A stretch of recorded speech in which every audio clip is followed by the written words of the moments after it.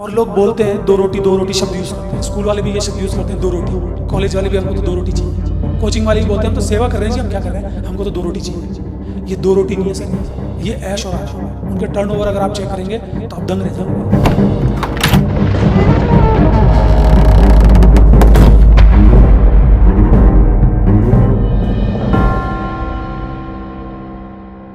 ये बहुत बार देखने को मिला है कि आदमी कुछ भी बन जाए, लेकिन उसके जो ओरिजिनल टेस्ट होते हैं, जो उसकी आदत होती है, जैसे म्यूजिक का किसी को टेस्ट है तो वो कहीं ना कहीं बोलेगा मेरा सिंगर बनने का मन था। बहुत सही बात कही। लेकिन एक पहलू और आता है जो इन दिनों में कई बार सुनाई देता है, पेपर लीक का। इसके बारे में आप क्या कहेंगे?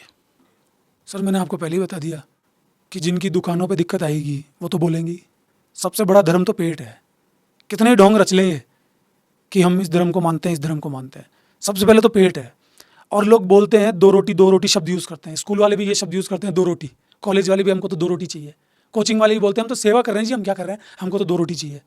ये दो रोटी नहीं है सर, ये ऐश और आराम है। उनके टर्नओवर अगर आप चेक करेंगे तो आप दंग रह जाएंगे। तो पेपर कैसे लीक होगा? किसी का सिलेक्शन कराने के लिए बच्चा तो करेगा नहीं, क्योंकि कितने रुपए में पेपर लीक हो रहा है, एक बच्चा तो कर नहीं सकता। कितना पैसा है उसके पास? या तो पेपर वो लीक कर सकता है जिसका बाप लखपति तो नहीं, कम से कम करोड़ों पति हो, या तो वो लीक करेगा। नहीं तो क्लियर ही है, ये तो कोई सामान्य बुद्धि का व्यक्ति भी समझ जाएगा, ये तो कोचिंग वाला ही करेगा। और किसी को क्या प्रलोभन है पेपर लीक से? एक चलते व्यक्ति को क्या पेपर लीक करना? कौन करेगा समाज में, कौन करेगा पेपर लीक? किसको उससे फायदा है?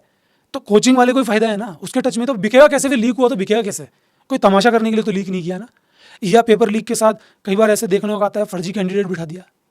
वो पर्सनल हो सकता है, लेकिन पेपर लीक का मामला तो सार्वजनिक होता है, ये तो बिकता है। फिर लोग लीक कोई भी करें, बेचेंगे तो इंस्टीट्यूट को ही।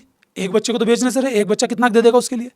तो ये इंस्टीट्यूशन वाला जो सिस्टम है ये कभी था ही नहीं, ये होना ही नहीं चाहिए। इसके साथ सब लोग इन्वॉल्व हैं, सरकारी लोग भी इन्वॉल्व हैं, क्योंकि इतना बड़ा कारोबार है, सुख नहीं मिल सकता है। इनको तुरंत प्रभाव से बंद होना पड़ेगा। इनको अगर बंद नहीं किया ना, मैं कह रहा हूँ कि ये दिखावे वाले जो स्कूल्स हैं जिनमें दिखावा किया जाता है, चाहे वो कोई से भी बोर्ड हो, वो प्लस कोचिंग्स एक मंडी बना दिया है सब तरह की। अगर ये जल्द से जल्द बंद नहीं होंगे तो मानव जीवन में प्रॉब्लम्स तो आएंगी।